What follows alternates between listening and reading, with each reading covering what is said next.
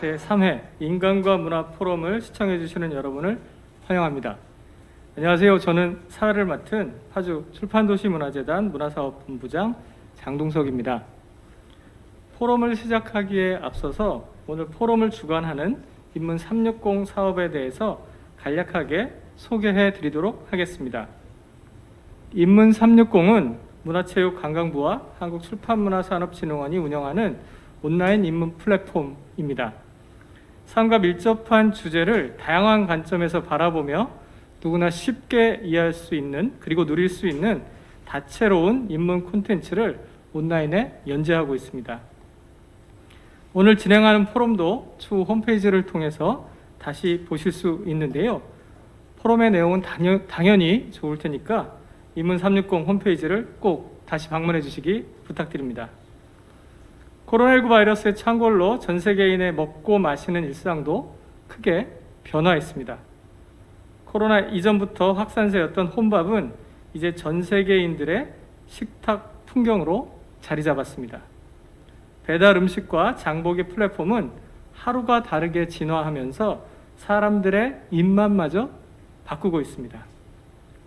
요즘은 그 흔한 외식이나 또 회식이나 흩어진 가족들 간의 단란한 식사 함께하기 쉽지 않은 상황인데요. 누구 하나 어렵지 않은 사람이 없겠지만 사람들에게 각종 먹을거리들을 제공해 주던 자영업자들의 한숨도 덩달아 깊어만 가고 있습니다. 한편으로 코로나19는 식문화의 변화에 그치지 않고 노동과 환경, 여러 가지 면에서 우리 일상의 넓은 영역에서 거대한 변화를 초래하고 있습니다. 최근 일회용품 사용 증가로 인한 환경 문제는 많은 분들이 체감하는 대표적인 사례 중 하나입니다. 인간과 문화 포럼은 일상과 여가, 사회와 관련한 주요 쟁점에 대한 인문적 담론을 확산하고 오늘날 우리가 당면한 새로운 길을 모색하기 위해 기획되었습니다. 이번 포럼에서는 많은 분들의 관심사로 우리의 삶의 가장 중요한 것 중 하나인 식문화의 변화를 고찰해 보고자 합니다. 이로 인한 다양한 이슈들을 여러 관점에서 성찰해 보는 시간을 마련했습니다. 그럼 본격적으로 제3회 인간과 문화 포럼 코로나19 이후 식문화의 변화를 시작하도록 하겠습니다. 앞으로 약 90분 조금 넘는 시간 동안 여러 연사분들의 담론이 펼쳐질 텐데요. 이번 포럼은 코로나19 확산 방지를 위해 현장 관객 없이 온라인으로 생중계되고 있습니다. 생중계를 시청하고 계신 분들은 실시간 채팅창을 통해 오늘 포럼의 주제에 대해서 질문하실 수 있습니다. 질의응답 시간에 몇몇 질문들에 대해서는 연사분들께서 답을 해주실 예정이니 함께 많이 참여해 주십사 부탁드립니다. 첫 번째 순서로는 이번 포럼의 주제 코로나19 이후 식문화의 변화에 대해서 세 가지 주제 발표가 진행될 예정입니다. 서울대학교 농경제사회학부 문정훈 교수님께서 코로나 이후 식문화와 음식 소비 경향의 변화라는 제목으로 첫 번째 발제를 해주실 예정이고요. 그 다음으로 주식회사 이밥차의 박은식 이사님이 배달과 장보기 플랫폼의 발달과 코로나 이후 발전 방향에 대해서 또 발제해 주실 예정입니다. 바로 이어서 한국화학연구원 바이오화학연구센터 황성현 센터장님이 코로나 이후 식문화의 변화와 친환경 소비에 대한 전망을 주제로 발제해 주실 예정입니다. 주제 발표 이후에는 문정훈 교수님, 박은식 이사님, 황성현 센터장님과 함께 코로나 이후 식문화의 변화와 친환경 소비에 대한 다양한 이야기들을 함께 토론해 보고자 합니다. 그러면 순서에 따라서 첫 번째 발표를 담당해 주실 문정훈 서울대 농경제사회학부 교수님을 앞으로 모시겠습니다. 환영해 주십사 부탁드립니다.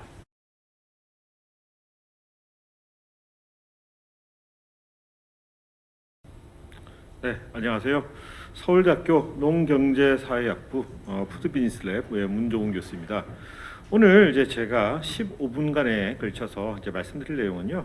코로나19 이후에 우리 식문화가 어떤 이제 변화를 겪고 있는지, 우리 먹거리 문화 그리고 이 먹는 방식이라거나 먹는 것이 어떻게 이제 변하고 있는지에 대해서 이제 말씀을 드릴 건데요. 그것에 관련하여 이제 저희가 이제 연구를 이제 수행을 했고 이것을 조금 쉽게 하나의 이제 키워드로 저희가 정리를 했습니다. 그 키워드는 집밥 2.0이라고 저희들이 이름을 붙였는데요.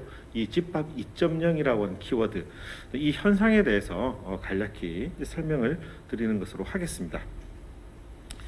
이 집밥 2.0이라고 하는 것에 대해서 이제 말씀을 드리려면 먼저 집밥 1.0에 대해서 먼저 말씀을 드려야 될 것 같습니다. 집밥 1.0의 시대는 2015년경으로 돌아가는데요. 집밥 1.0 시대 직전에는 어떤 일이 있었냐면, 여러분들께서 이제 흔히 기억하시겠으나 먹방, 쿡방이라고 하는 단어들이 이제 처음 이제 나왔던 시대가 2013, 14, 15년이 되겠습니다. 이제 그러면서 우리 백종원 씨가 이제 텔레비전에 나와서 굉장히 간편하게 요리를 할 수 있다라고 하는 것들을 이제 많이 보여주었죠.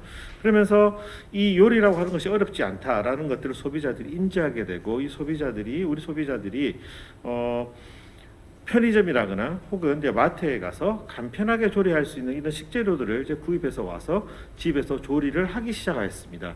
이것을 저희들은 집밥 1.0 시대라고 이야기를 하고 있고요. 이때 이제 한참 유행하게 된 것이 여러 가지 간편 소스류라거나, 지금 이제 화면에 이제 우측 하단에 보시게 되면 이제 나오는 여러 가지 간편 소스들이 있죠. 이런 간편 소스를 중심으로 요리를 이제 많이 하게 되었습니다. 그리고 이러한 것에 익숙해지면서 간편식도 함께 이제 발전을 하게 되는데, 당시 유행하기 시작하는 이런 간편식의 가장 중요한 속성은 물론 간편해야 하고, 또 뿐만 아니라 맛있는 것이 가장 중요한 속성이었습니다. 즉 간편식은 맛있고 간편해야 한다라는 것이 집밥 1.0 시대에서의 중요한 속성이었던 거죠. 그리고 난 후에 이제 2017년으로 이제 넘어가면서 스타 셰프의 전성 시대를 이제 맞게 됩니다. 이때 이제 우리나라에 그 미슐랭이라고 하는 미슐랭 스타라고 하는 미슐랭 가이드북이라고 하는 것이 이제 우리나라에 들어오면서 서울 수도권을 이제 중심으로 하여서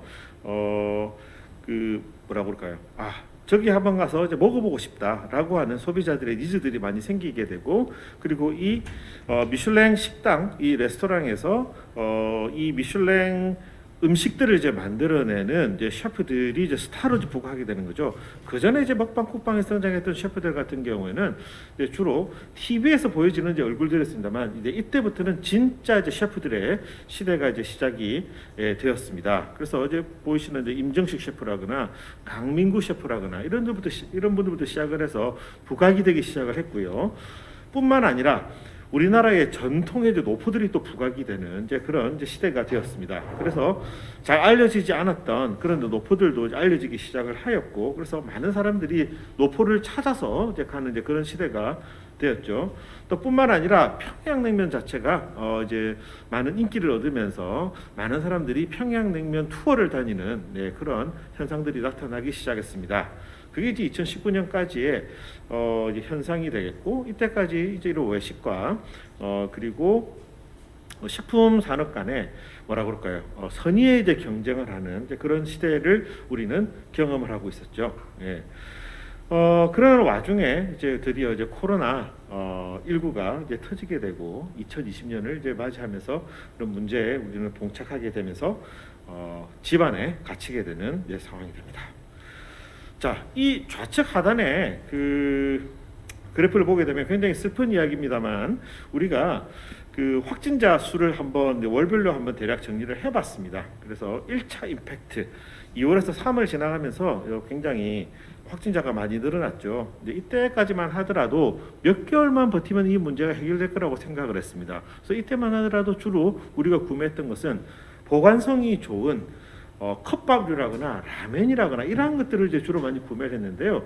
이것이 시간이 지나면서 4월, 5월 이제 지나면서 이것이 바로 해결될 문제가 아니다, 장기화될 것이다라고 하는 것들을 사람들이 이제 생각을 하면서부터 구매 행동과 섭취 행동을 바꾸기 시작을 합니다. 예.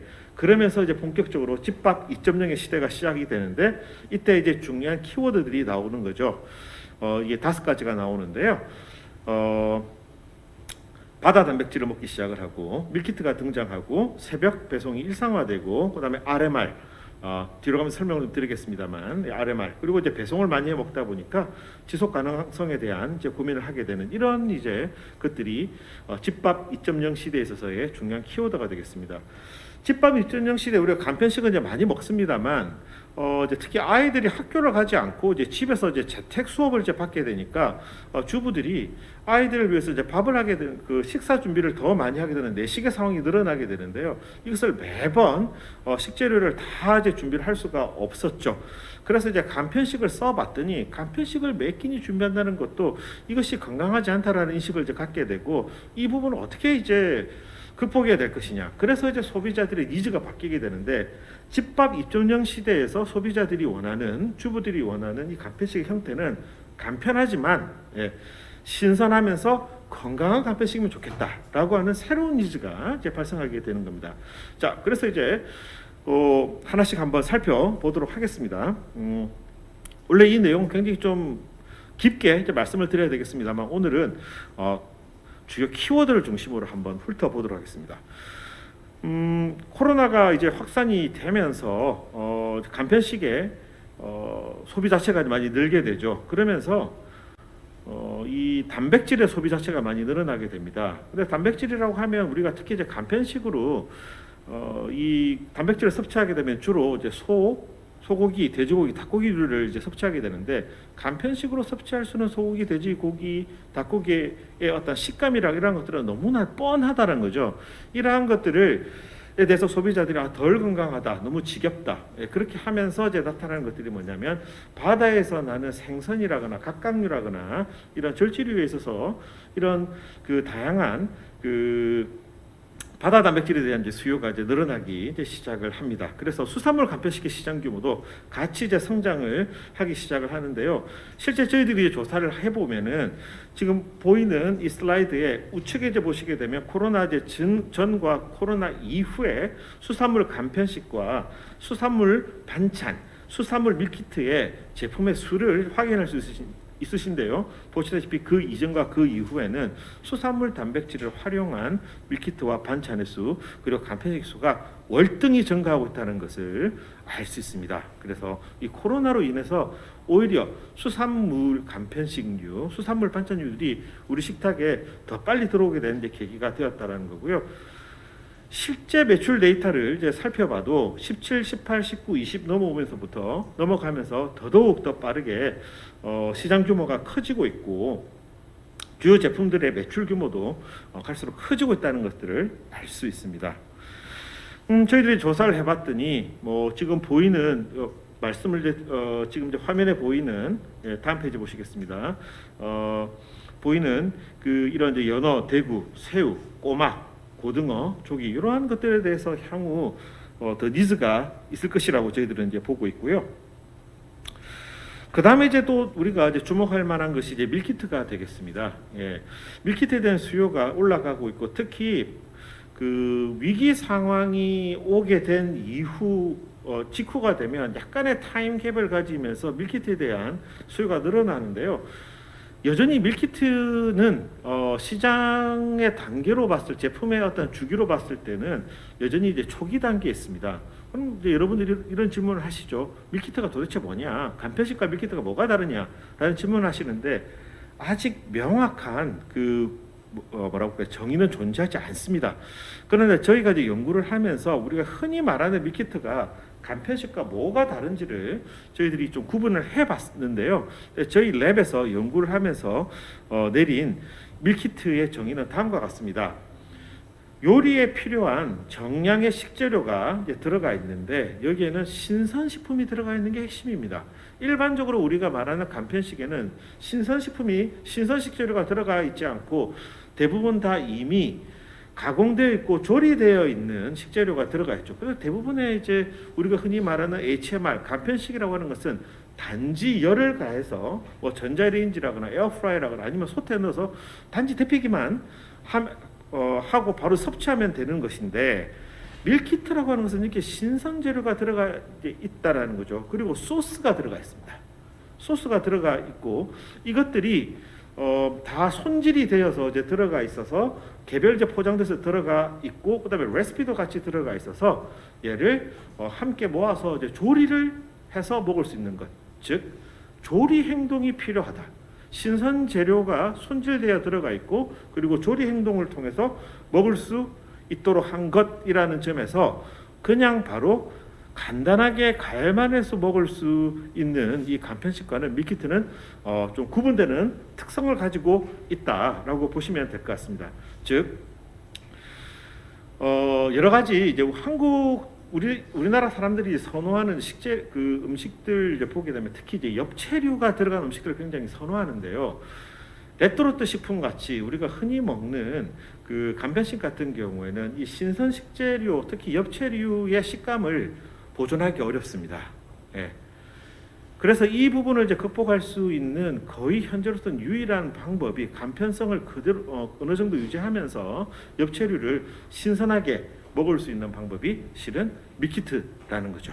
예. 그래서 최근에 건강하게 하지만 좀 간편하게 먹고 싶다라고 하는 니즈 자체가 이러한 밀키트 시장의 이제 성장을 가져가고 있다라는 게 되겠습니다.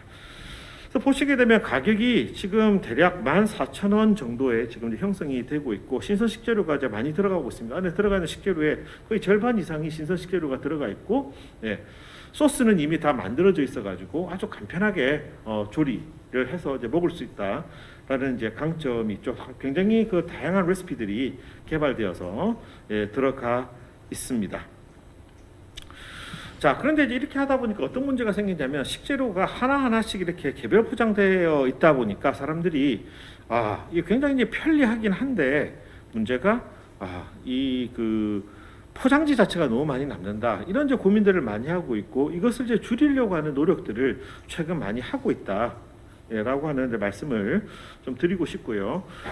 그 다음에 이제 말씀 이제 드려야 될 게 이제 소위 말하는 이제 비대면 구매에 대한 말씀을 드리고 싶습니다. 예, 지금 이제 보이는 슬라이드에서 나오는 것처럼 시간이 가면 갈수록 여러 가지 식재료라거나 식재료뿐만 아니라 일반적인 그 소매 구매 자체가 인터넷을 통한 이제 구매가 굉장히 빨리 성장을 하고 있는데 특히 2019년에서 2020년 넘어가면서 결국 이제 코로나 임팩트가 되겠죠. 코로나로 인해서 더더욱 빨리 인터넷이 우리 소매 구매에 있어서 그 빠르게 성장하는 어떤 계기가 되고 있다는 겁니다. 자, 다음은 이 슬라이드에서는 2019년부터 시작해서 2020년 11월까지의 우리나라 온라인 시장에 있어서의 구매의 흐름을 이제 봤습니다. 왼쪽 그래프 같은 경우에는 국내 전체 온라인 시장의 B2C 규모의 월별 추이를 이제 보여드리고 있고요. 오른쪽은 그 중에서 식료품에 대한 것을 이제 지금 보여드리고 있는데 전체 흐름을 보시게 되면 좌측보다도 우측이 기울기가 더 급격하고 그리고 위기 상황이 올 때 더 피크를 치고 있는 것이 식료품 쪽이라는 것을 알 수 있죠. 그래서 이 코로나로 인해서 소비자들이 특히 식료품 쪽으로 더 빨리 더 급격하게 온라인으로 넘어간다는 것을 확인할 수 있습니다. 그리고 이제 다음 장표를 보시게 되면 그 중에서도 식료품 중에서도 좌측은 이제 그 가공식품 쪽이고 우측은 신선식품 쪽인데 신선식품 쪽에 있어서 더 강렬하게 반응을 하면서 온라인으로 넘어가더라. 우리 생각에는 오히려 그 가공식품 쪽이 더 강렬하게 반응할 것 같은데 그게 아니라 신선식품 쪽에 오히려 더 강렬하게 반응을 한다는 것을 저희들이 찾았습니다. 그러니까 전통적인 오프라인 쪽은 오프라인 시장 쪽, 특히 이제 신선 쪽을 많이 파는 전통적인 재래시장이나 마트 쪽이 굉장히 크게 타격을 받고 있다라는 이야기를 보시면 되겠습니다. 그러면서 이제 부각되는 것이 지금 나와 있는 이 새벽 배송 시장이 되겠고요. 그래서 쿠팡이랑 컬리 등등등 이런 새벽 배송 시장들이 이제 성장을 하고 있습니다. 그러면서 이제 마켓컬리 같은 경우에는 이 간편식에 있어서 굉장히 많은 강점을 보이고 있는데요. 그 중에서 우리가 또 주목할 만한 것은 우리가 언택트 시대, 비대면 시대에 외식업체를 갈 수 없기 때문에 외식업체를 가지 않고 집에서 외식업체의 음식을 먹을 수 있도록 외식업체의 그것을 메뉴를 간편식으로 개발한 것을 우리는 RMR, 레스토랑 간편식이라고 합니다. 이 메뉴를 이러한 것들을 주로 많이 개발하여 유통하고 있는 것이 이 마켓컬리가 되겠고, 이 특히 이제 히트 상품이라고 말씀드릴 수 있는 게 마켓컬리에서 유통하고 있는 사미연의 갈비탕, 개방식당의 간장게장, 라쿠치나, 그리고 봉피향의 평양냉면, 이러한 이제 것들이 온라인으로 유통되면서 우리가 코로나 시대에 굳이 식당을 가지 않아도 집에서 이 식당에 그것을 이제 즐길 수 있는 그런 시대로 가고 있다라는 것을 그런 시대로 지금 가고 있다는 것을 말씀드릴 수 있겠습니다. 이러한 것들이 이제 준비된 외식업체들 같은 경우에는 코로나에 있어서 이제 부정적인 임팩트를 매출에 있어서 어느 정도 좀 보상받을 수 있는 그런 상황이 되고 있는 거죠. 그리고 이제 그 마켓컬리 같은 경우에는 이제 처음으로 이 동물복지 우유라고 하는 것을 성공을 시켰습니다. 그래서 온라인 커뮤니케이션을 통해서 이 동물복지 우유를 이제 성공시켰고, 국내에서는 동물복지라고 하는 것이 그 살충제 사건이 났었던 계란 말고는 한 번도 성공을 한 사례가 없었는데, 마켓컬리에 있어서의 어떤 커뮤니케이션 방식을 통해서 2020년도에 최고 히트 상품 중에서 하나가 바로 이 마켓컬리의 동물복지 우유가 되겠습니다. 9개월 만에 60만 팩을 이제 팔았다고 하죠. 그래서 그뿐만 아니라 이 컬에서 여러 가지 이런 동물복지 관련된 제품들을 이제 판매를 하고 있고, 성공적으로 소비자들에게 동물복지와 그다음 지속 가능성에 대한 어떤 이미지를 이 코로나 시대에 전달을 하고 있다 되겠습니다. 그런데 문제는 이러한 것들의 성공과 함께 이제 고민되는 것이 이제 포장재에 관련된 고민들이죠. 저희 집만 하더라도 사흘만 지나면 이 포장재들이 가득가득 쌓이는 이런 문제가 있는데, 이런 문제를 지금 어떻게 해결해야 될 것인가에 대해서 각각의 업체들에서 많은 이제 고민을 하고 있고, 여러 가지 개선책을 이제 내고 있으나 여전히 소비자들은 이 문제에 대해서 고민을 하고 있고, 소비자들이 강력하게 이 부분에 있어서 더 나은 방향을 제시해 달라고 업체들에게 이야기하는, 행동하는 소비자로서의 어떤 모습을 지금 보여주고 있는 것이 최근에 중요한 이슈라고 말씀을 드릴 수 있을 것 같습니다. 네, 여기까지가 제가 준비한 내용이 되겠습니다. 네, 감사합니다.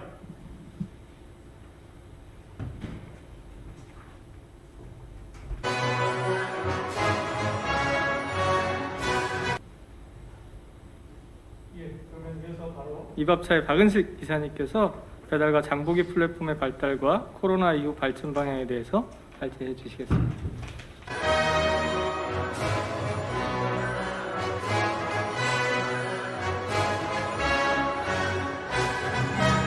안녕하세요.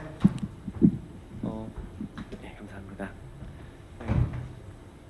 네, 그리고 책 이밥차에서 온 박은식이라고 합니다. 오늘은 배달 장보기 플랫폼의 발달과 코로나 이후의 발전 방향에 대해서 간단하게 말씀드리겠습니다. 이밥차는 그 콘텐츠 개발을 하고 있는 회사고요. 주로 이제 그 잡지 이밥차를 펴내고 있고, 단행본 그리고 온라인 커머스 활동, 1층의 딜리버리 키친 등을 운영하고 있는 회사입니다. 그 이밥차 앱이나 그 유튜브, 네이버 이쪽에서도 저희 채널에서 여러분들 이밥차를 만나실 수 있습니다. 오늘은 이 지금 1번부터 4번 차례로 간단하게 말씀을 드리도록 하고요. 처음에 이제 코로나 사태로 인한 기존 산업의 위기에 대해서 간단하게 말씀드리겠습니다. 네, 코로나 사태로 인해서 많은 가게들이 지금 문을 닫고 있는 상황입니다. 매출도 엄청나게 감소하고 있고요. 지금 이 거리두기 단계가 1단계, 2단계, 3단계 올라감에 따라서 식당을 찾는 사람들도 많이 줄고 있고, 그리고 영업에서 많은 부담을 느끼고 있기 때문에 매출도 많이 감소하고 있는 상황입니다. 조사에 의하면 50% 이상 매출이 감소하는 곳도 많이 늘어나고 있습니다. 이렇기 때문에 사람들이 이제 그 매장을 많이 찾지 않고 혼자 찾는다거나 그 식당 밖에서 식사를 한다거나 하는 행동들이 지금 나타나고 있고, 여러 사람들이 모여서 회식을 한다거나 하는 모습들이 이제 옛말이 된 것 같습니다. 이런 사태의 변화는 그 시장에서도 좀 파악할 수 있는데요. 동네 시장이나 이런 곳에 이제 매출이 점점 줄어들고, 사람들이 오프라인 마켓에 잘 찾아가지 않기 때문에 그쪽에서도 매출의 감소가 일어나고 있는 상황입니다. 이와 반대로 이제 배달과 장보기 플랫폼은 급성장하고 있는데요. 특히 이제 코로나로 인해서 거의 반강제적으로 집에서 격리 생활을 하고 계시는데 이렇게 배달하고 장보기 플랫폼이 발달하는 건 오히려 반갑기만도 합니다. 뭐 여러 이제 업체들이 지금 활동하고 있고 이 업체들은 이제 간단하게 앱으로 주문하고 실제로 받을 수 있는 서비스를 제공함으로써 소비자들에게 편리함을 제공하고 있습니다. 특히 이 코로나 이후에도 이 배달 앱을 많이 사용할 것으로 예상되는데요. 좀 조사에 의하면 뭐 80% 이상이 코로나 사태 이후에도 배달 앱을 계속 이용할 것이다라고 이야기하고 있습니다. 근데 이런 변화는 코로나로 인해서 촉발된 것은 아니고 2010년부터 이런 배달 장보기 플랫폼들은 점점 소비자들이 많이 이용하고 있고 점점 성장 추세에 있으며 코로나로 인해서 더욱더 발전된 모습을 보이고 있습니다. 그럼 이제 이런 배달과 장보기 플랫폼이 어떻게 변화해야 될 것인가를 좀 생각해 보자 하면은 일단 다양한 소비자 요구에 즉각 대응해야 되는 것이고 그리고 다양한 채널로 소비자와 소통하는 것들이 필요하다고 생각합니다. 예전에는 그 레스토랑을 찾아가거나 혹은 장보기를 직접 가서 물건들을 구입했지만 지금은 온라인으로 주문하고 오프라인으로 물건을 받는 시대입니다. 특히 지금 각 기업들은 온디맨드 전략 그리고 옴니채널 전략에 집중하고 있습니다. 이런 것들을 살펴보면 앞으로 코로나 사태 이후에도 배달과 장보기 플랫폼이 어떻게 변화할 수 있을지 생각해 볼 수 있겠습니다. 먼저 온디맨드 전략이라고 하면 여러분들 다 아시겠지만 예전에는 공중파에서 나오는 영상을 그냥 시청했다고 하면 지금은 언제 어디서든 내가 원하는 컨텐츠를 바로바로 소비할 수 있는 시대입니다. 이런 것들은 지금 소비자들이 원하는 배달 음식이나 장보기 플랫폼들을 이용해서 사람들이 물건을 즉각 소비하고 즉각 배달될 수 있는 서비스로 발전하고 있고요.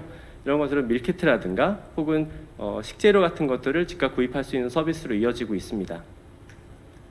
이런 서비스들은 점점 발전하고 있는데요. 특히 식료품 분야에서도 지금 배달보다 훨씬 좀 더디게 성장하고 있지만 지금 식료품 전체 시장이 뭐 10% 안 되게 지금 배달되고 있는데 이런 것들도 점점 늘어날 것이고 미국에서는 월마트라든가 아마존 프레시 그리고 최근에 부흥하고 있는 인스타카트 쪽에서도 이런 식료품 배달 사업에 집중하고 있습니다.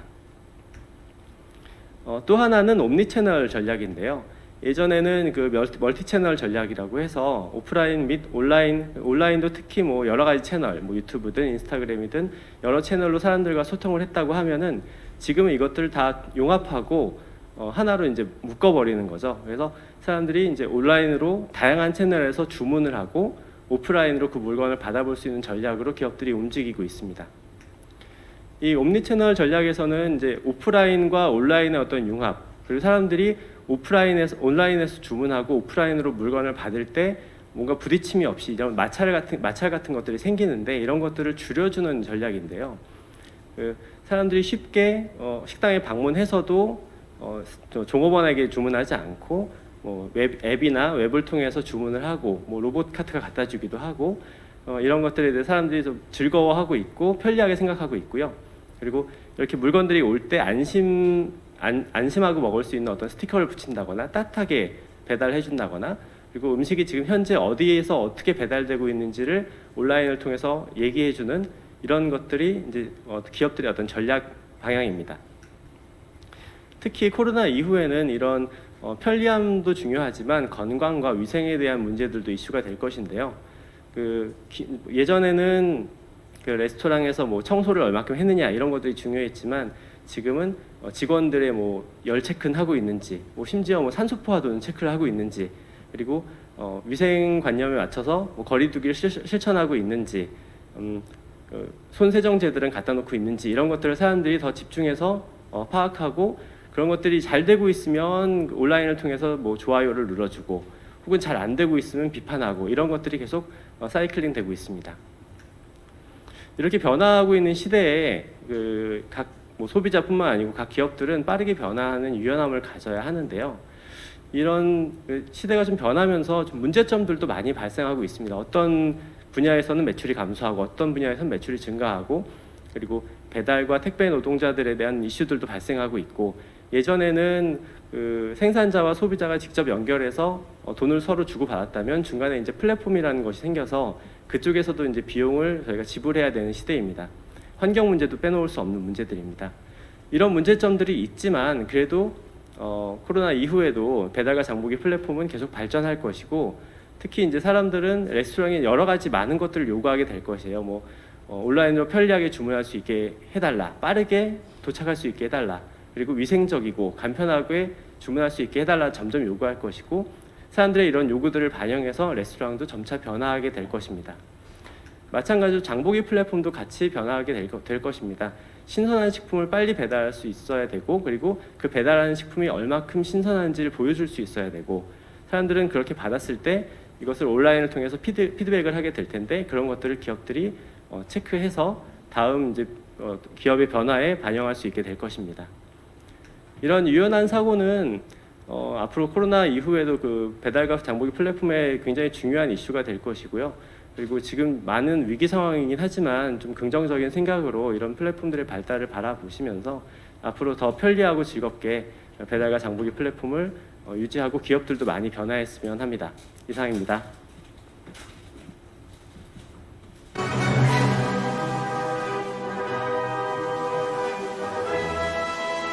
네, 이어서 한국화학연구원 바이오화학연구센터 황성현 센터장님께서 코로나 이후 식문화의 변화와 친환경 소비에 대한 전망 발제해 주시겠습니다.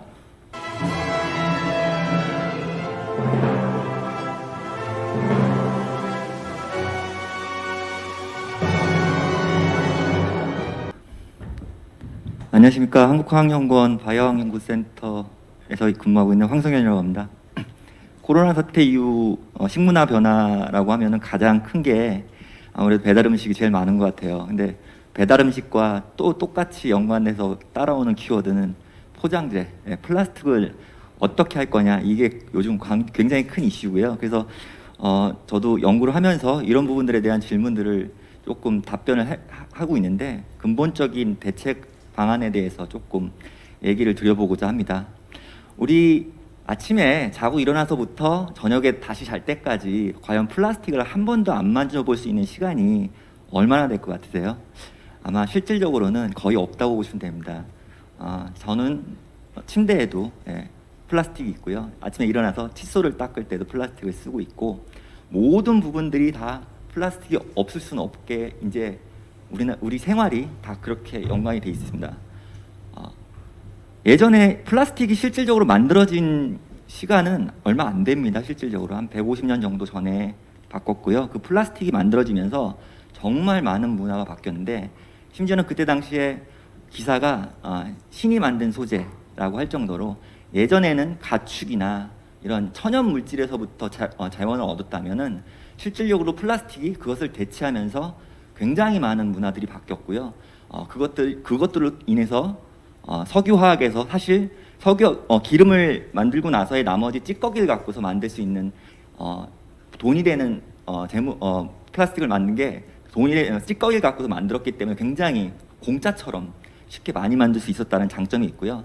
실질적으로 석유화학이 굉장히 발전되면서 산업이 발전되면서 플라스틱 산업도 굉장히 많이 발전되고, 보시다시피 우리가 사실 플라스틱을 안 써도 되는 소재에도 플라스틱을 많이 쓰게 되고 있습니다. 보시다시피 플라스틱의 장점은 쌉니다. 주변에서 굉장히 싸고요, 가볍습니다. 깨끗하고요, 다양합니다. 이 의미는 플라스틱이 장점과 단점이 거의 공존한다고 보셔야 되거든요. 싸고 가볍고 깨끗한데 분해는 안 돼요. 그러니까 그거를 실질적으로 우리가 예전에는 많이 만들지 않는 시대에는 그거에 대해서 지금처럼 환경 문제에 대한 생각을 안 해봤는데, 이제 너무 많이 만들게 되다 보니까 주변에 쓰레기들이 어마어마하게 많이 나옵니다. 그래서 어느 순간 플라스틱이 부정적인 단어로 바뀌었어요, 주변에서. 근데 플라스틱은 실질적으로 우리 문화에 굉장히 이로움을 많이 줬던 건데, 특히 처음 개발됐었을 때 일회용 주사기가 개발되면서 우리나라 개인의 질병으로부터 보호를 굉장히 많이 해줬고요. 두 번째는 예전에 같은 경우는 문화 자체가 연극이나 오페라 같은 귀족 문화 중심의 문화가 있었다면은 필름이 만들어지면서 대중문화 산업으로 영화나 이런 것들을 바뀌어갈 수 있었기 때문에, 사실 대중문화가 굉장히 좀 보편화될 수 있었던 결정적인 계기가 플라스틱이 나왔기 때문입니다. 그리고 가구 이런 것들도 예전에는 다 의자, 나무나 이런 것들로 만들었지만 지금 플라스틱 의자 많죠. 특히 자동차가 가장 큰데, 경량화 소재를 플라스틱이 굉장히 가볍다는 장점이 있기 때문에 경량화 소재를 만들므로 인해서 자동차가 대중화가 될 수 있었던 이렇게 굉장히 이로운 플라스틱인데 어느 날 갑자기 자꾸 플라스틱이 나쁘다고 얘기 나옵니다. 그래서 보시다시피 굉장히 지금 석유화학이 발전되면서 플라스틱 양이 어마어마하게 늘고 있어요. 1년 생산량이 한 2억 7천만 톤 정도. 숫자를 살려고 해도 못 셀 정도로 많고요. 문제는 지금 이렇게 환경 문제가 심각함에도 불구하고 플라스틱 생산량이 줄지가 않고 있습니다. 계속 늘고 있습니다. 이 양이 수치가 어느 정도 될까 보시면요. 63빌딩 한 1,800개 정도 되는 높이를 쌓았을 때 이거 다 어디로 갈까요? 우리가 쓰고 나면 사실 재활용을 하고 깨끗이 아껴 쓰고 얘기는 해야겠지만 그것들을 관리를 제대로 못하고 나면은 실질적으로 우리는 주변에서 우리가 분리수거해서 넣으면 굉장히 리사이클이 잘 될 거라고 생각하는데 실질적으로는 그게 다 재활용이 안 된다라는 게 가장 큰 문제입니다. 실질적인 재활용률은 30% 정도 되고요. 페트병을 만들어서 다시 페트병으로 돌아갈 수 있는 확률은 10%가 안 됩니다. 굉장히 재활용률이 떨어진다라는 게 문제점이고요. 나머지는 어디로 갈까요? 다 소각이나 매립이 되거든요. 그것들이 방치돼 있을 때 최근에 뉴스 기사에서 컨테이너에다가 플라스틱 폐기물 많이 넣어서 산에다 버린다라는 기사 많이 보셨을 텐데 그것들이 지금 홍수나 그러니까 태풍이 오거나 이러면 다 바다로 흘러나가겠죠. 그래서 요즘 뭐 내셔널 지오그래피나 이런 데서 보시면 거북이의 코에서 빨대가 나오는 것들 그리고 실질적으로 기사 보면 알겠지만 태평양에 남만 면적의 14배 정도 되는 플라스틱 섬이 있다라는 기사들도 많이 보셨을 거예요. 그만큼 굉장히 힘들고요. 그리고 지금 해양 생물들이 플라스틱으로 인해서 조금 더 많이 죽어간다라는 보고들이 많이 있고요. 이것들이 실질적으로 분해되는데 한 500년 걸린다라는 이제 기사들이 많이 나오고 있지 않습니까? 이것들이 풍화에서 계속 깨지면서 미세 플라스틱으로 남으면 그것들이 실질적으로 바다에 가라앉지가 않고요. 이렇게 부유층처럼 떠 있습니다. 그것들을 이제 바다에 사는 물고기들이 먹고 굉장히 피해가 조금 심각할 수 있는 그리고 그것들이 다시 우리가 잡아서 먹게 되면은 우리의 인체에는 어떤 영향을 미칠 수 있을까라는 것들을 학자들이 굉장히 연구를 많이 하고 있고요. 아무튼 플라스틱이 지금 너무 많이 만들어져서 문제가 심각하다라는 것들은 부정할 수 없는 사실이 되었습니다. 우리나라 같은 경우 굉장히 아름다운 나라라고 뭐 자연이 너무 아름다운 건 당연한 사실이고 이렇게 그림에서 보시다시피 좋은 풍경들이 있지만 어느 순간에는 이 주변의 모든 것들이 다 이렇게 플라스틱 산으로 쌓일 수 있는 가능성도 머지 않았을 수도 있다라는 생각이 듭니다. 이게 지금 보시면 알겠지만 지금 일회용 플라스틱들이에요. 다 사용하시고 쌓아있는 일회용 플라스틱인데 이게 과연 더 이상 이제 관리를 안 하면 향후 이걸 어떻게 처리할 수 있을까라고 보면 앞으로는 예전 같은 경우는 중국이나 인도나 이렇게 조금 개도국 쪽에다가 플라스틱을 수출할 수 있었는데 이제는 더 이상 중국에서도 플라스틱 수입은 안 하겠다라고 나온 상태이기 때문에 우리나라에서 만든 플라스틱은 우리나라에서 어떻게든 소진을 시켜야 되는 시대가 왔고요. 보시다시피 대한민국 쓰레기산이 235개 정도 나온다고 합니다. 이것 굉장히 지금 이슈화되고 있고요. 전 세계적으로 굉장히 이거에 대해서 문제가 심각하다고 받아들여지고 있어서 각종 학술이나 뭐 언론이나 여러 군데서 보시다시피 굉장히 많은 심각한 경계할 수 있는 수치들을 제시를 하고 있고 이런 것들이 지금 소비자들로 하여금 굉장히 불안하게 만들 수 있습니다. 자, 그러면 우리가 이거를 어떻게 해결해야 될지 고민을 좀 해야 되는데요. 재활용을 하고 하면서 그것들이 안 돼 있을 때 쌓으면서 그걸 그냥 무시하고 우리는 편하게 일회용품을 계속 사용을 해야 될 건가 아니면 어떻게든 아끼고 줄여서 이것들을 좀 제거를 할 수 있는 방법을 고민해야 될까 우리는 이제 선택의 시대가 왔는데요. 실질적으로 제가 오늘 일단은 플라스틱은 저는 정의를 내리고 싶은 거는 재활용은 무조건 해야 되고요. 리사이클이 1번이라고 저는 생각합니다. 그리고 아껴 쓰셔야 되고 안 쓸 수 있으면 안 써야 됩니다. 다만 음식 용기 같은 경우는 실질적으로 음식물이 묻은 다음에 우리가 열심히 깨끗이 닦아서 이렇게 분리수거장에 내놔도 실질적으로 재활용할 수 있는 확률이 굉장히 좀 적은 소재들이 많이 있습니다. 그래서 그런 부분들은 그럼 어떻게 할까라고 고민했었을 때 안 쓰는 게 좋겠지만 이런 코로나 시대 때 일회용 배달 음식이 많아지는 시대 때 개별적으로 다 갖고 와서 용기로 다 받을 수 있는 상황은 아니지 않습니까? 그런 소재들한테는 적어도 쓰고 특정 지역에 매립을 했었을 때 분해할 수 있는 소재들도 한번 검토를 해봐야 되는 시대가 왔다라는 것들을 보실 수 있고요. 가장 큰 문제는 정부 정책에 대해서 볼 때 이게 일관성이 좀 있게 나와야 되는데 사실 우리나라 재활용 정책이 1994년부터인가 아마 시작됐던 걸로 알고 있는데 이렇게 큰 일이 있을 때마다 법이 잠깐씩 바뀌어 나가고 특히 이제 코로나 사태가 나오면서 일회용 컵들 일시적으로 허용하는 그런 것들도 있었고요. 그런 부분들 때문에 사실 조금 문제가 있지만 이제 더 이상 플라스틱을 줄이지 않으면 안 되는 시대가 왔다라는 거는 모두 다 인식하고 있어서 지금 2030년까지 지금 플라스틱 폐기물 발생량의 50% 수준을 감축하는 걸 목표로 하고 있고요. 이미 유럽 같은 경우는 올해부터 그런 것들을 굉장히 본격적으로 법안을 추진을 하면서 줄이는 노력들을 좀 많이 하고 있습니다. 근데 이제 소비자들한테 이제 고민을 해야 될 게 플라스틱을 많이 쓰면 환경 오염이 된다는 건 누구나 다 알고 있습니다. 그래서 근데 내 건강을 위해서라도 일회용품을 쓰는 것들이 마치 내 건강을 조금 보호할 수 있다라고 생각하는 분들이 계셔서 이걸 어떻게 해야 될지 고민을 해야 되는데 사실 코로나 사태 이후로 일회용품 증가된 거는 누구나 다 아실 겁니다. 기사에도 굉장히 많이 나오고 있고요.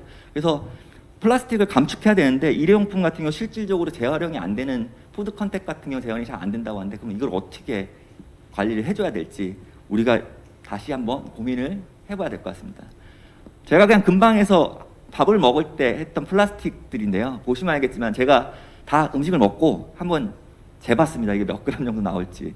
보시면 알겠지만 도시락 같은 경우도 지금 뭐 150g 정도 나와서 사람들이 지금은 같이 먹을 수는 없지만 이렇게 8명 정도 이렇게 같이 일회용 도시락을 한 번만 먹어도 거기서 발생되는 플라스틱 양이 1kg가 훌쩍 넘어버리는 문제점이 생기고요. 거기다 포장 봉투 이런 것까지 합하면 한 번 식사할 때마다 발생되는 폐플라스틱 양이 엄청나게 늘어난다라고 보시면 될 것 같습니다. 그래서 저는 실질적으로 재활용이 일회용품 같은 경우는 지금 보시는 페트병 같은 경우는 우리가 쓰고 물 마시고서 깨끗이 씻어서 내놓으면은 재활용이 충분히 가능한 물질들이거든요. 얼마든지 이런 것들은 가능하지만 현실적으로 그림 맨 아래쪽 같이 우리가 이렇게 용기 먹고 버리는 저런 용기들을 과연 재활용할 수 있을까라고 하면은 조금 아니라고 볼 수 있는데 문제는 그거를 대체해서 친환경 용기라고 요즘 되게 많이 나오고 있어요. 근데 이게 진짜 친환경 용기입니까? 라는 얘기들을 많이 하시고 있거든요. 실질적으로. 그래서 마치 친환경 용기 마크가 찍혀 있으면 모두 다 생분해가 되는 소재로 만들어진 줄 오해를 하고 있는데 실질적으로는 그렇지는 않고요. 그런 것들도 좀 제도적으로 조금 규정을 좀 강화시켜서 일회용품에 대한 사용을 조금 자제하고 대체할 수 있게끔 만들어야 되고요. 플라스틱이 재활용이 조금 어려운 이유는 알루미늄이나 유리 재활용률이 실질적으로 높을 수밖에 없는 이유는 시중에 나와 있는 제품들이 되게 간단하게 나와 있습니다. 알루미늄은 캔 하나.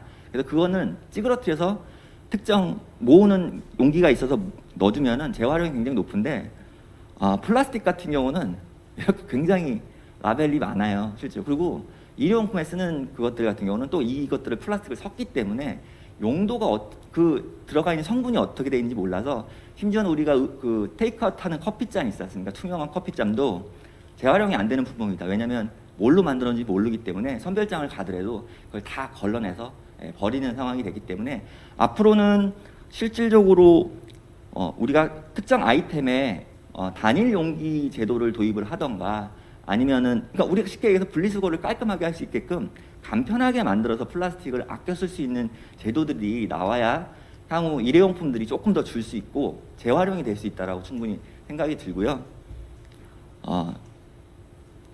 지금 그래서 장치적으로 봤었을 때는 그 플라스틱 분리수거가 저도 집에 가서 이렇게 분리수거를 해보는데 너무 복잡해요, 사실 실질적으로. 그래서 저희가 일회용품 사용하는 데에는 플라스틱을 어느 정도 제한을 하고 섞지 말라라는 강력한 규제가 있어야 되고요. 어쩔 수 없이 사용해야 되는 플라스틱 같은 경우는 이제 중장기적으로 탄소 중립 시대에 도래하면서 쓰고 버려서 자연에 매립했었을 때 물과 이산화탄소를 분해될 수 있는 대체 소재 개발도 해야 되고 실질적으로 그게 지금 현실적으로 조금 어려운 이유가 뭐냐면 우리나라에 생분해성 플라스틱을 묻어서 매립시켜서 분해할 수 있는 메리츠가 없습니다. 그래서 이제부터 시작을 해서 기업들이 생분해성 플라스틱을 사용하는 업체들도 많이 늘었고요. 그것들도 이제 조금 대체하고 있는데 가장 큰 문제는 그거를 체계적으로 관리해서 자연으로 돌려보낼 수 있는 메리츠 시스템이 없기 때문에 그것도 중장기적으로 같이 가져가야 소비자들이 선명한 친환경적인 소비를 할 수 있는데 매우 도움이 될 수 있는 시스템이라고 보고 있기 때문에 정부에서도 그런 것들을 조금 더 검토를 할 거라고 생각합니다. 그래서 제가 오늘 간단하게 결론을 얘기해 드리면 일단은 아껴 쓰십시오. 아껴 쓰시고요. 안 쓰시는 게 좋습니다. 플라스틱은. 그리고 어쩔 수 없이 쓰실 때는 쓰시고 잘 분리수거 하셔서 재활용하시는 데다 관리 잘 해주시고요. 나중에 앞으로도 기업도 그렇고 마찬가지지만 이 플라스틱 문제에 대해서는 기업과 소비자가 같이 고민하고 분담금을 낼지언정 이것들을 점점 좀 더 강화시켜서 줄여나가는 시대가 와야 우리 주변에 아니면 우리 애기들이 마음 편하게 살 수 있는 시대가 올 거라고 생각합니다. 네, 이상으로 발표 마치겠습니다. 감사합니다.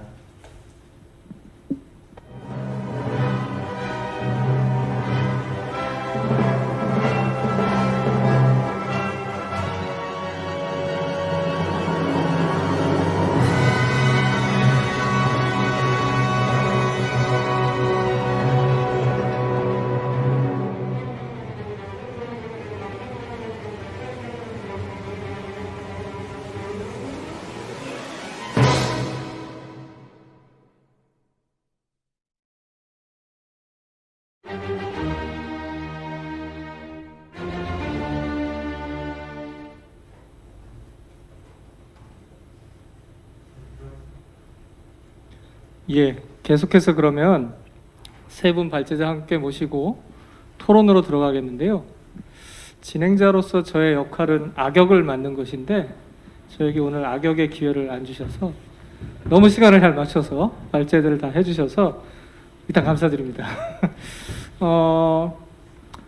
여러 가지 이야기들을 저희가 함께 나눴습니다.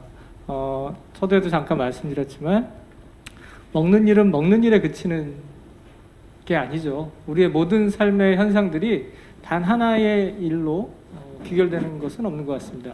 지금 세 분이 발제해 주신 것처럼 먹는 일은 우리의 삶과 완전하게 밀접하게 연관되어 있고 세계화도 연관되어 있죠.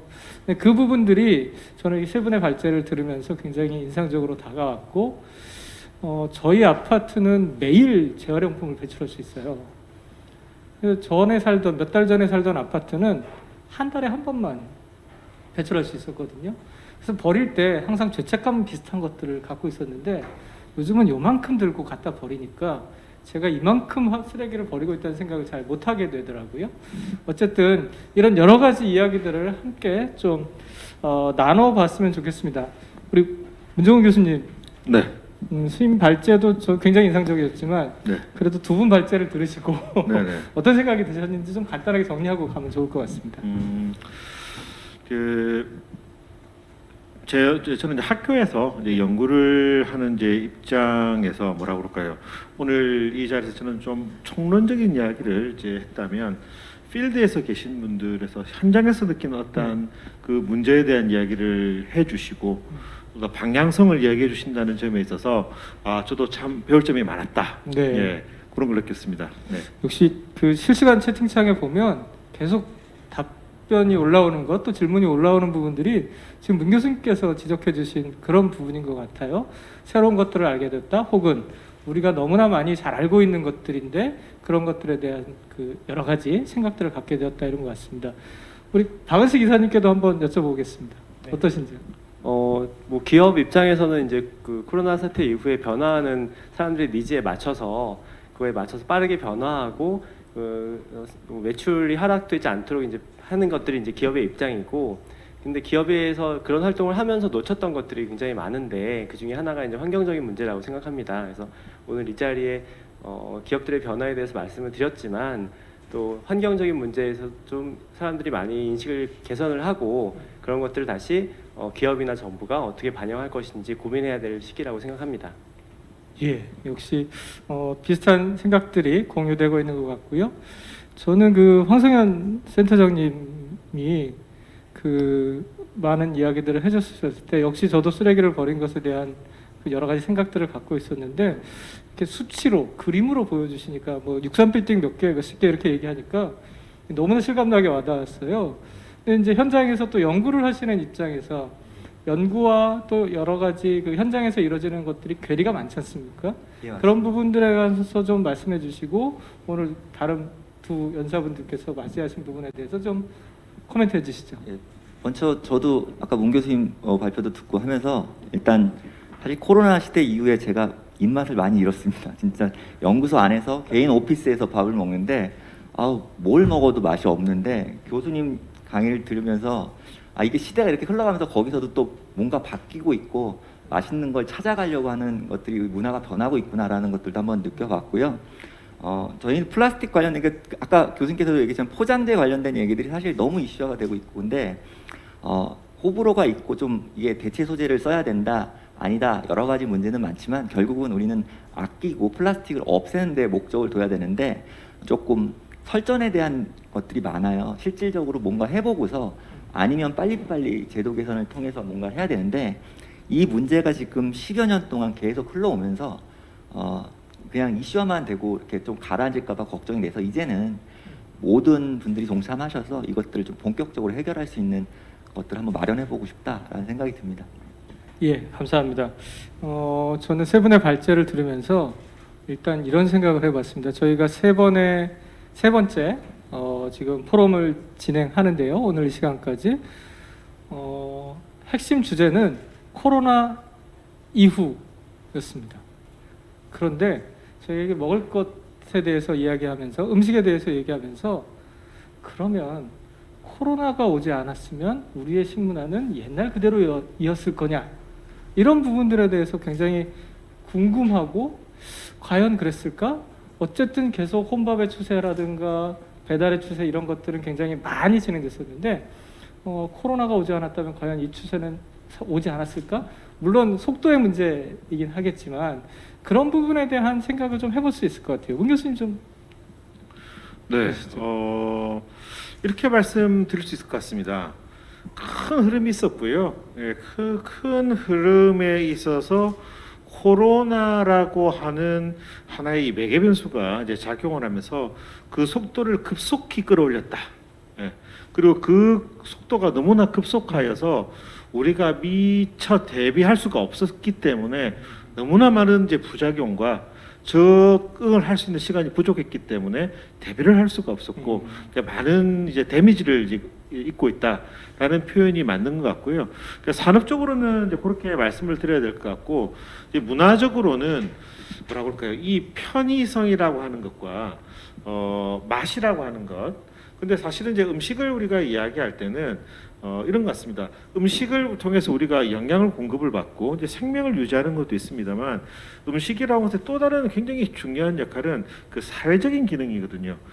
우리가 왜 그런지는 몰라도 누군가가 태어나면 다 같이 모여가지고 뭘 합니까? 같이 수영을 하는 것도 아니고 줄넘기를 하는 것도 아니고 같이 뭘 먹지 않습니까?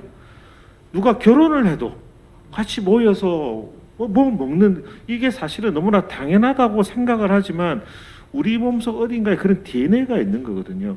그러니까 이 같이 먹는 행동은 굉장히 즐거움을 나누는 아주 사회적인 행동이라는 거거든요. 근데 그것이 지금 우리가 제한이 되었다라고 하는 것. 이것이 과연 앞으로 어떤 임팩트를 만들어내고 지금까지 언제나 즐거울 때 함께 먹는다라는 것이 그렇지 않은 상황으로 가고 있는 것. 오히려 함께 먹는 것이 제각시되는 그런 상황으로 바뀐 것. 이게 지금 미래의 우리의 식문화와 이런 것들을 어떻게 바꿀 것인지 저도 참 궁금해지는 그런 상황입니다. 예, 말씀하신 것처럼 우리가 태어나면서부터 죽을 때까지 뭐 이를테면 장례식장에 가서도 뭐 육개장 한 그릇 먹고 가야지라는 그런 생각들 그리고 또 상주께서도 저에게 그런 인사들을 해주시지 않습니까? 그러니까 삶이 그냥 먹는 것과 굉장히 밀접하게 우리가 먹기 위해 사는 것처럼 사는 사람들이 되어 버렸는데요.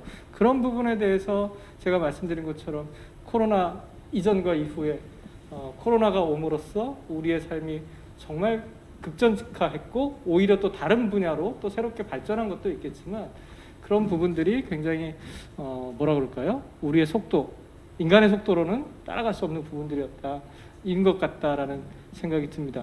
황 박사님께서도 그런 부분들에서 좀 생각이 있으실 것 같아요. 물론 플라스틱은 우리가 계속 많이 써왔던 거기 때문에 하지만 코로나 이후에 좀 더 많이 사용된 것은 분명한 사실인 것 같고요. 예, 맞습니다.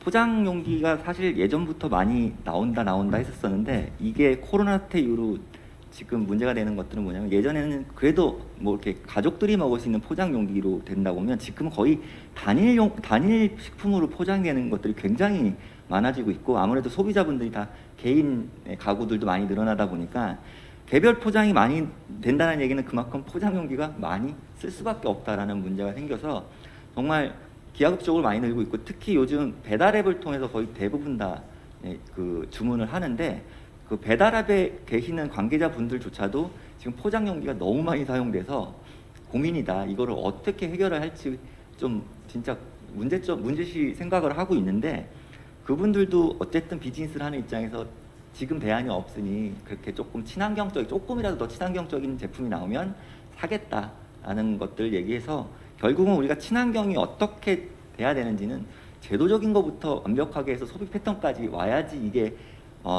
가는 거지. 지금 단순히 석유의 플라스틱을 뭔가 친환경으로만 바꿨다고 해서 사실 이 문화가 다 친환경적으로 가는 건 아니거든요. 이제 그런 부분들을 조금 더 고민을 해봐야 될 것 같습니다. 우리 박 이사님께서도 그 부분에 대해서 좀 생각이 많으실 것 같아요. 예, 맞습니다. 뭐 기업 입장에서도 이제 뭐 워낙 많은 용기들을 사용하고 있고 이런 것들이 이제 그 재활용 문제 쪽에서 이슈가 발생하는 것들 때문에 좀 뭔가 제도 개선이 필요하다고 생각하고 있지만 현실 필드에서 좀 뭐 적용하기엔 되게 어려운 점도 많고요. 그리고 사람들이 이렇게 그 환경적인 문제를 그 인식을 갖는 것도 물론 있지만 그 앞으로 코로나 현재 사태 그 이후에도 건강과 위생에 대한 문제에 대해서 사람들이 더 많은 관심을 갖게 될 것이고 그런 것들이 기업에서 어떻게 대처를 하느냐 이런 부분도 코로나 사태 이후에 식문화 쪽에 영향을 미칠 거라고 생각합니다. 예.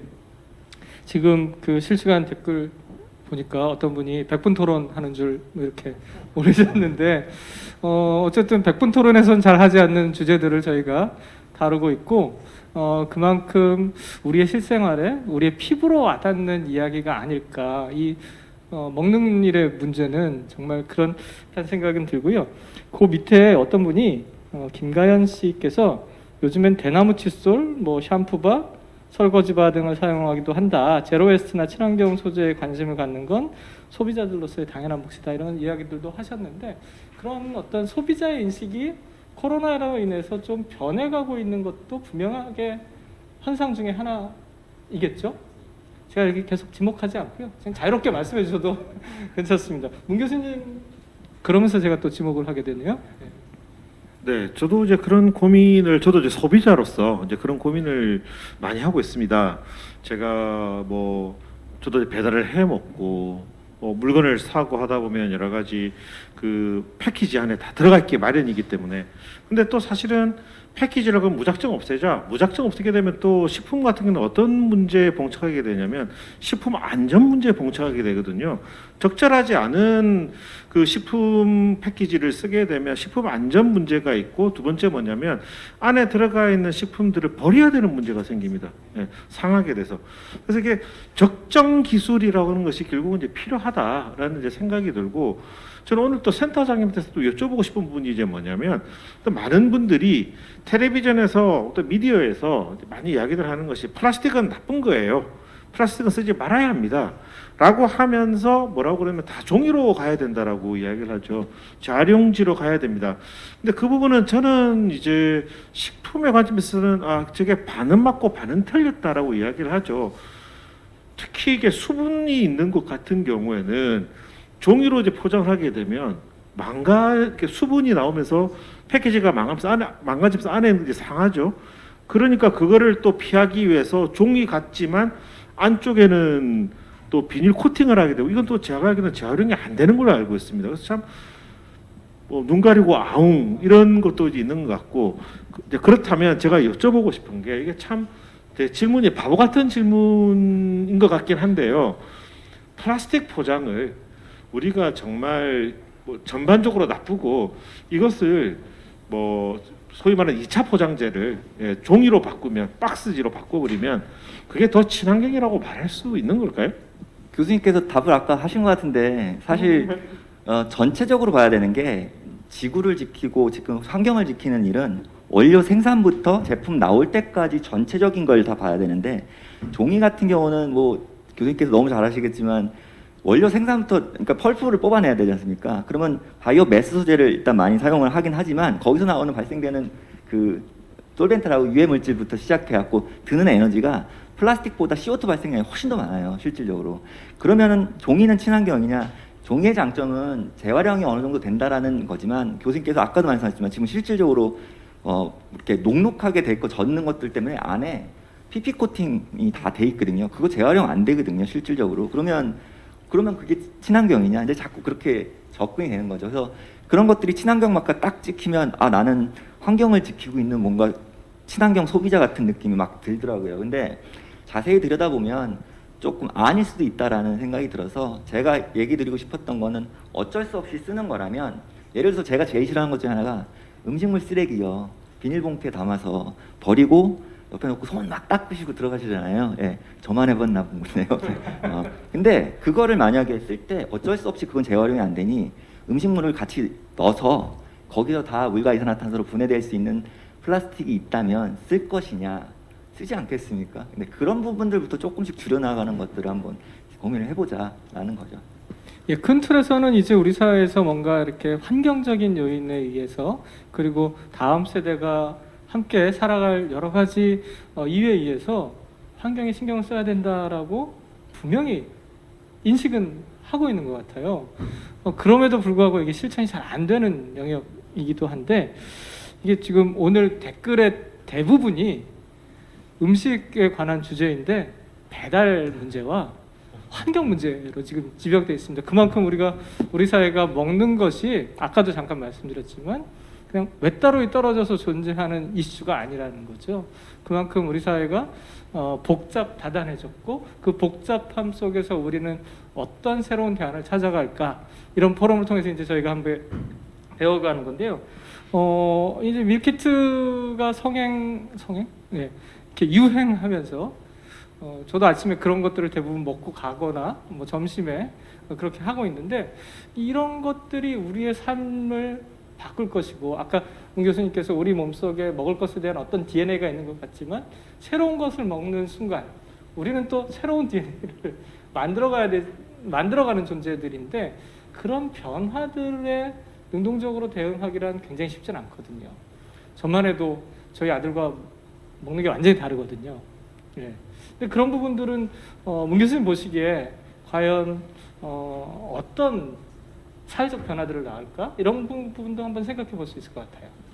네, 굉장히 큰 질문인데요. 이제 밀키트에 대해서 조금 이제 말씀을 드리자면 밀키트는 일종의 간편식인데 조리 행동이 그러니까 간편식이 더 간편해져 가는 방향으로 가왔습니다. 네. 그래서 정말 뜯어서 바로 먹거나 간단하게 데펴서만 먹을 수 있는 방향으로 왔는데 그것에 한계에 달한 거죠. 왜 한계에 달았냐면 집에 갇히다 보니 계속 집에서 내식을 해야 되는 상황이 생기다 보니 그렇게 간편한 것만 먹으니까 이렇게 먹어서는 못 살겠구나. 못 산다는 것은 이제 건강이라거나 이런 것도 있지만 맛이라고 하는 것, 그다음에 식감이라고 하는 것, 신선함이라고 해서 욕구가 있는데 그것이 지금 현재 우리가 먹는 이 간편식이 다 만족을 못 시켜주는 거죠. 이제 그거에서 어느 정도의 이제 뭐라고 그럴까요? 중간적으로 이제 해줄 수 있는 것이 이제 밀키트이다. 왜냐하면 내가 신선 재료를 사가지고 하나 다 다듬고 하면 제일 좋겠으나 그렇게까지는 할 시간이 없으니 신선 재료도 함께 들어가 있는 이제 밀키트를 사서 소스는 다 만들어져 있고 신선 식재료는 이미 다 다듬어져 있으니까 요리에 있어서 가장 싫은 부분 세척하고 다듬고 하는 것들은 이미 다 끝나 있고 볶거나 굽거나 튀기는 부분만 딱 이제 하는 거죠. 그래서 일반적인 간편식이 데피는데 드는 시간이 3분에서 5분이라면 밀키트 같은 경우는 딱 그 부분을 이제 손해 보는 거죠. 한 2, 3분 정도를 이제 시간을 이제 들이는 대신 신선한 갓 조리한 이런 음식을 이제 즐길 수 있다라고 하는 그 만족감을 주는 이게 코로나가 아니었으면 우리나라에서 이만큼 성장하지 못했거나 아예 자리를 잡을 수가 없었던 상황일 수 있었는데 코로나 때문에 이제 밀키트라고 하는 카테고리가 우리나라에서 성장하게 된 계기가 이제 된 것 같아요. 네. 박 이사님 이런 부분에 대해서는 사실은 입합차가 어떻게 보면 밀키트라고 하긴 그렇지만 좀 더 선구적인 역할들을 했던 것은 분명하지 않나요? 선구적인 역할을 하는 건 아니고 예, 선구적인 역할을 하는 뭐 기업들 굉장히 많고요.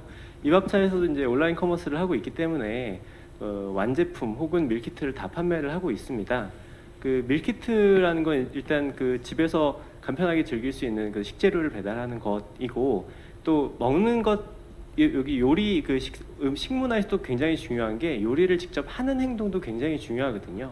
이 밀키트라는 거는 그동안 이제 바빠서 못해서 이제 뭐 다 주문해서 먹었다고 한다면 집에서 직접 간단하게 요리를 해보는 행동을 하고 그리고 뭐 엄마가 이제 그 완제품을 데펴주는 것보다는 뭔가 튀겨서 주고 하면 정성이 조금 더 들어갈 수 있기 때문에 그 밀키트 쪽에서도 앞으로 이제 큰 변화가 있을 거라고 생각을 합니다만 현재 그 지금 이 시대의 소비자들의 소비 패턴을 보면 아직은 밀키트가 완제품 시장에 비해서는 굉장히 적은 부분을 차지하고 있고 그런 요리를 함으로써 얻는 그런 정보나 즐거움보다는 아직은 사람들이 간편함을 더 추구하고 있다라고 실제 필드에서는 그렇게 느끼고 있습니다. 네, 그 정말 그 딱 맞는 말씀이시고요. 조금 이제 정보를 이제 제가 이해하는 바를 좀 더 드리자면, 그래서 오히려 간편하게 즐길 수 있는 음식들은 밀키트류가 잘 안 되더라고요. 근데 밀키트를 이제 보면 구매하는 경우는 주로 손이 많이 가는 요리, 식재료를 여러 개를 구매해야지만 완성할 수 있는 요리가 이제 밀키트로 많이 구매가 되는데 지금까지 우리나라에서 밀키트라고 하는 카테고리가 생기고 제일 많이 팔린 메뉴가 혹시 뭔지 아시죠? 잘 모르겠습니다. 연구자가 아니기 때문에.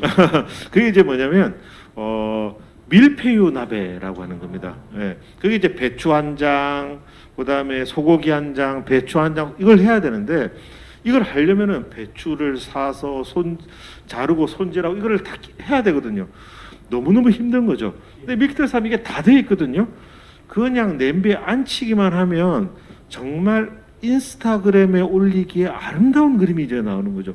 이게 제일 많이 팔린 아이템입니다. 오히려 그 우리가 흔히 먹을 수 있는 짜장면 이런 밀키트 같은 경우는 소비자들이 그냥 전화 한 통이면 주문이 되니까 그런 것들은 오히려 밀키트가 잘 안 되고 식재료를 개별적으로 많이 구매를 하고 손질이 많이 가야 되는 것부터 밀키트로 가고 시장 규모로 봤을 때는 여전히 간편식에 비해서 밀키트는 이제 극초반이라고 보셔야 될 것 같아요. 예.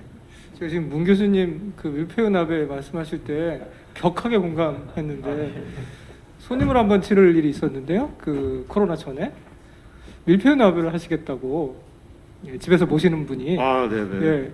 그래가지고 하루 종일 준비를 했어요.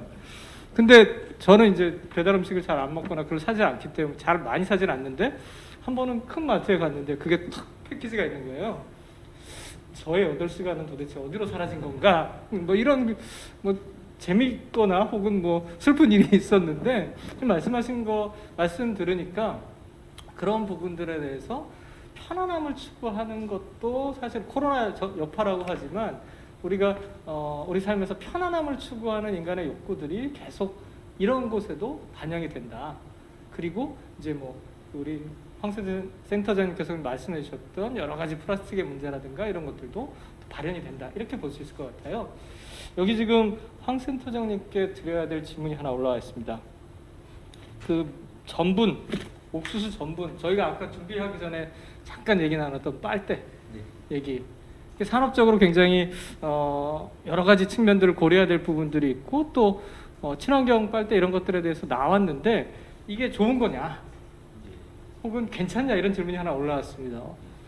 지금 사실 옥수수 플라스틱이라고 많이 얘기가 나오는데 그 플라스틱을 사실 빨대로 적용했던 거는 좀 사연이 있습니다. 빨대를 만드는 생산자 입장에서는 분해가 빨리 가면 안 돼요. 유통기간이라는 게 있기 때문에 생분해라는 거를 인정을 받으면서 유통기간이 제일 긴 거를 소재를 쓸 수밖에 없는 좀 아이러니하죠. 빨리 분해시켜서 없애면 그래도 난데 그러다 보니까 옥수수계 플라스틱의 분해가 어느 정도 잘 안 되는 소재 중에 하나인데 생분해이기 때문에 그걸 썼고요. 지금은 조금 바뀌어서 미생물계 플라스틱이라고 있는데 그런 것들도 만들고 분해가 점점 빨라지는 것들도 있습니다. 근데 그래서 그런 것들로 대체하면 될 수 있고 또 요즘 대나무 빨대 같은 것들 많이 쓴다고 하시는데 저는 그게 친환경적이다 그러면 당연히 괜찮겠죠. 근데 문제는 그거를 쓰시고 완전히 세척해서 건조를 안 시키시면 그 안에 미생물들이 엄청나게 많이 나와서 오히려 건강에 안 좋을 수 있는 문제점들이 있으니 좀 선택적 사항이지만 관리들은 잘 해주셔야 되고 빨대를 뭐 안 쓰시면 플라스틱을 줄일 수 있는 건 맞죠. 근데 그게 안 된다고 하면 그래도 조금 그런 대체 소재가 필요하지 않을까 싶습니다. 저도 이 대나무 빨대를 보면서 느낀 게, 야, 이거 정말 오염되기 쉽겠다. 그래서 이거를 이제 세척을 제대로 하지 않으면 안에 미생물이 생기고 곰팡이가 생기는 거죠. 근데 안에 보이질 않잖아요. 그래서 오히려 더 이렇게 좀 뭐라 그럴까요? 더 깔끔하고 좀 더 친환경에 대해서 관심이 많으신 분이 또 위생에도 관심이 많은 분들이 많거든요. 그러면 이제 얘를 깨끗하게 하기 위해서 정말 깨끗하게 세척을 하세요. 그걸 보면서 이걸 깨끗하게 위해서 물을 더 많이 쓰겠구나. 맞습니다. 네. 그런 생각이 또 들었습니다. 텀블러 많이 사용하시는 분들 그런 공격 아닌 공격 많이 받으시죠. 야, 이거 씻는 물값 생각해봐라. 네. 더 많이 들 수 있다. 네. 그래서 저는 사실 뭐 그 분야 제 전공 분야가 아니니까 계속 이제 미궁에 빠지는 거죠. 이게 도대체 뭐가 맞는 거냐. 그렇죠. 근데 그게 네. 또 하나가 문제가 되는 게 뭐냐면 말씀하신 대로 텀블러를 사용하게 되면은 특히 이제 커피숍에서 그 클렌징을 할 때 대부분 다 흔히 얘기하는 뭐 이렇게 퐁퐁 같은 거 이렇게 거품 세안제를 그걸 써야 되는데 그게 또 환경 오염에 굉장히 좀 민감하게 치명적인데 그러면은 어떻게 쓰는 게 좋을까? 그리고 이렇게 따지면은 진짜 100분 토론 되는 거거든요. 근데 우리가 선택적으로 조금 더 줄일 수 있는 방법을 찾아보는 게 맞을 것 같습니다. 네, 네. 예, 역시 이런 실생활에 재밌는 얘기들을 조금 도움이 되는 얘기를 드렸더니 실시간 댓글, 뭐 밀푀유 나베 얘기와 그 스트로 얘기, 빨대 얘기 굉장히 지금 댓글 많이 달아주시고 계십니다. 감사합니다. 이런 질문, 사전 질문에 이런 것이 있었습니다. 코로나 이후에 모든 이슈가 건강으로 집중되는 가운데 유독 식문화만 질문하신 분 생각에는 건강과 반대되는 방향으로 가고 있는 거 아니냐. 역시 그건 친환경 소재 문제일 수도 있고 또 간편식이 갖고 있는 여러 가지 영양의 불균형 이런 것들도 있었을 것 같은데요. 건강한 음식보다는 스트레스를 해소하는 수단으로 음식이 도구화되고 있다 이런 생각이 든다고 하는데요. 이게 어떤 의미가 있을지 우리 박은식 기사님 먼저 한번 좀 이 부분에 대해서 짚어주시죠. 예, 일단 코로나 이후에 배달이나 장보기가 좀 발달하면서 유명 배달 기업들이 이제 가장 언론에 많이 다뤄지고 있고 이런 간편식들이 많이 소비가 되고 있는데 이런 건 이제 과정이라고 생각을 하고요. 앞으로 이제 소비자들의 인식이 점점 변화가 되고 있고 건강이나 위생 쪽에 관심이 높아지면 어차피 기업은 그것을 대응해야 됩니다. 그래서 한국도 그렇고 미국도 그렇고 이렇게 배달 기업들이 성공하고 있지만 한편에서는 건강한 식재료만 배달하는 앱이나 그런 마켓들이 또 등장하고 있고 위생 문제에 더 사람들이 신경을 많이 쓰면서 약이나 이런 것들도 배달하는 시장이 또 늘어나고 있거든요. 그래서 이런 것들은 기업들이 발빠르게 또 대응할 수 있을 것이고 소비자들이 원하는 것들은 다 기업들이 이제 다 반영해서 빠르게 변화하고 있기 때문에 이런 간편식이 지금 코로나 이슈 때문에 좀 이렇게 많이 노출되고 있지만 건강에 대한 인식들 다 사람들 다 갖고 있기 때문에 그런 것들도 차차 각 작은 기업들부터 시작해서 그런 것들도 반영할 수 있을 것이라 생각합니다. 일종의 좀 과도기적 현상이고 그것들이 좀 안정되면 새로운 가치 추구를 할 것이다 이렇게 보시는 어차피 거군요. 사람들은 원하게 되니까요. 그렇죠. 예, 그런 부분으로 갈 수 있을 거라는 생각은 들고요. 이런 질문을 해주신 분이 또 계세요. 코로나 전국이긴 하지만 음식의 소비가 다양해지고 또 어떤 분들은 외국에 있는 음식들을 식재료나 과일이나 이런 것들을 맛보신 분들은 또 수입하게 되고 이런 것들이 사실 비일비재하고 칠레 포도를 우리가 사시사철 먹을 수 있는 것처럼 이런 부분들에 대해서도 사실 우리가 좀 경각심을 뭐 탄소 발자국 뭐 이런 이야기를 해가면서 이야기들을 하고 있는데 이런 부분들에 대한 좀 여러 가지 생각들이 좀 있으실 것 같아요. 어떠신가요? 우리 문 교수님 좀 이야기해 주시죠. 그 부분도 참 고민이 되는 부분입니다. 그 탄소 발자국을 이야기를 하면서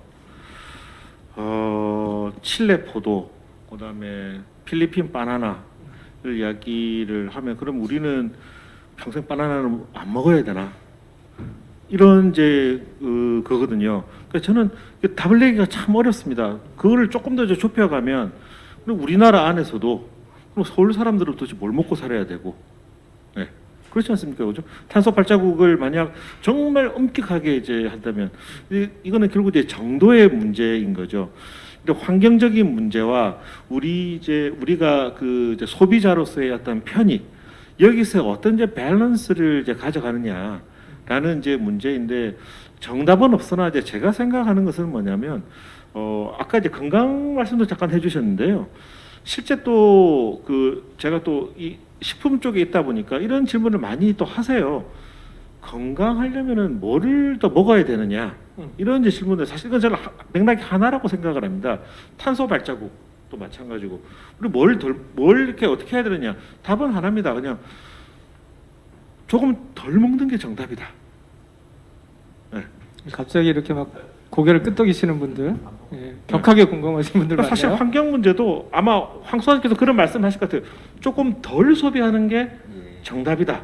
근데 덜 소비하는 것은 자 지금부터 굶읍시다가 아니라 우리가 적정하게 필요한 만큼 우리가 쓰고 과하게 소비하지 않고 하는 그것에 대한 결국 올바른 구매 의사 결정, 합리적인 소비 이러한 것들이 실제로는 가장 중요한 것 아니겠느냐라는 생각을 저는 하고 있습니다. 그 소비 자체가 어떻게 보면 선택이지 않습니까? 근데 올바른 소비라는 게 올바른 선택인데 풋프린트 저감이라는 거는 꼭 음식만이 아니라 여러 분야, 플라스틱도 마찬가지고 여러 분야인데 올바른 선택을 어떻게 할 수 있냐가 문제인데 우리가 조금씩 줄여 나갈 수 있는 거라면 그런 거지.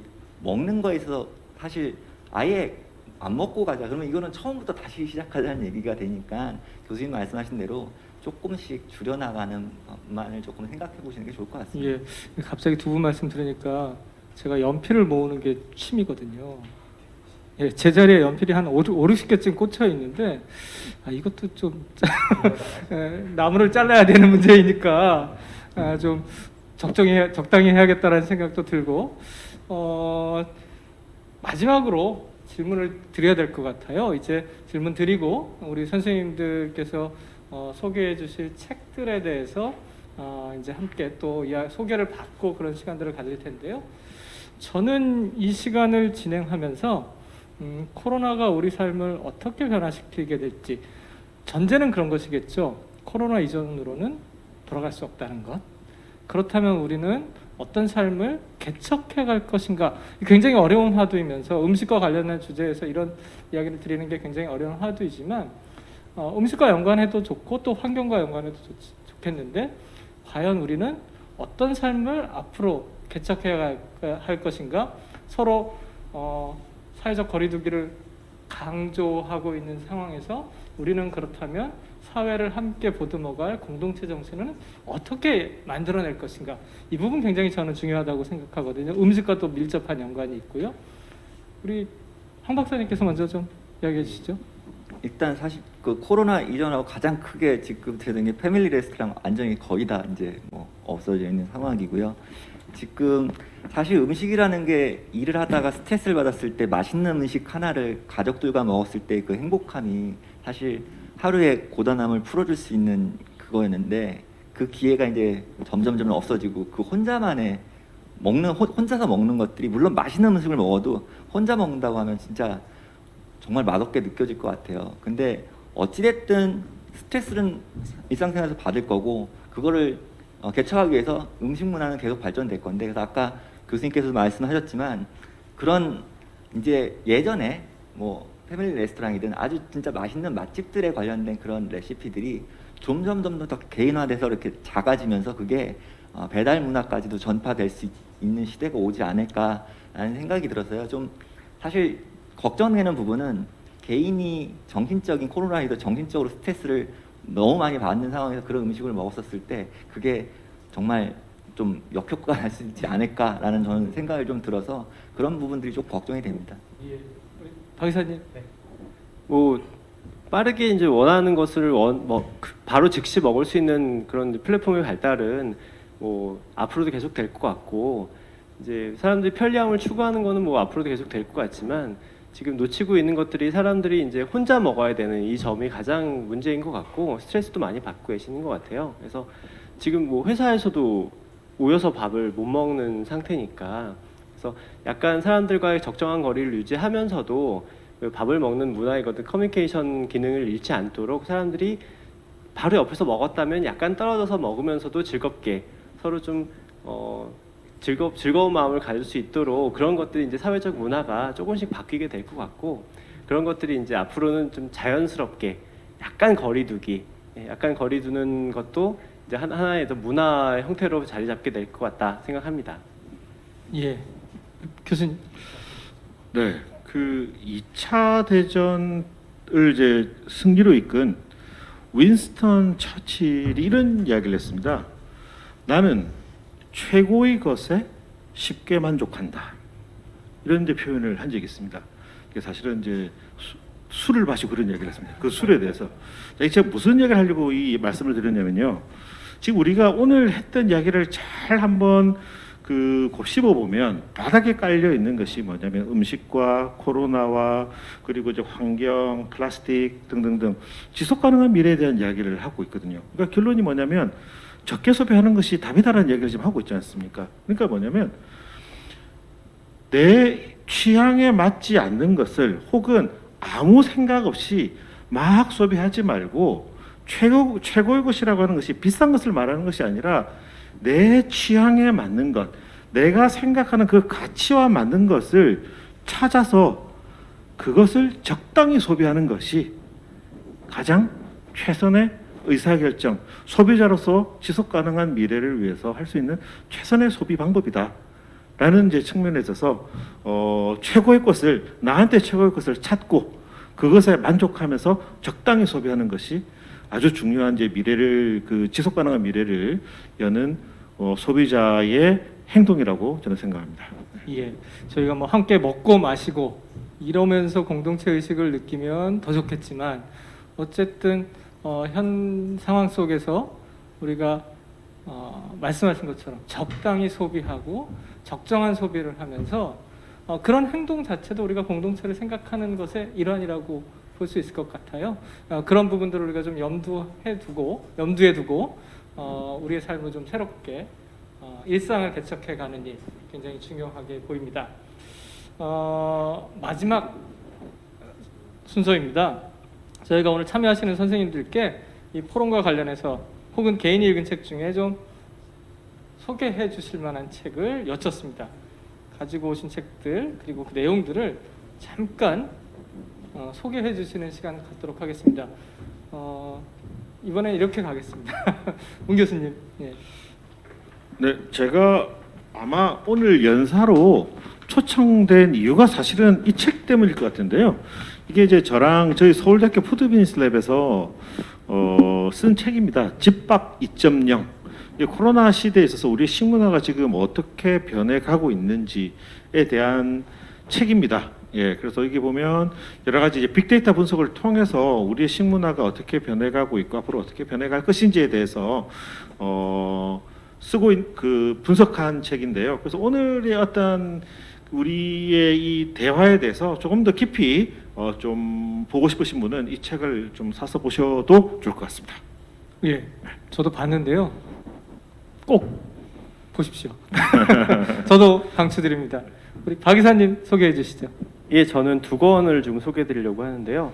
하나는 제가 아까 저희 발표 중에도 말씀드린 것처럼 다양하게 이제 기업들이 이제 채널을 통해서 소비자들과 만나고 있습니다. 특히 요즘 부각되고 있는 것들이 이제 라이브 커머스라고 하는 채널인데요. 네이버나 이런 쪽에서도 라이브 커머스를 많이 진행하고 있습니다. 이쪽 라이브 커머스에 대해서 이제 관심이 많으신 젊은 분들이 많으실 텐데 책이 많이 나와 있는데 그 중에서 라이브 커머스 성공 전략이라는 책 하나 소개해드리고요.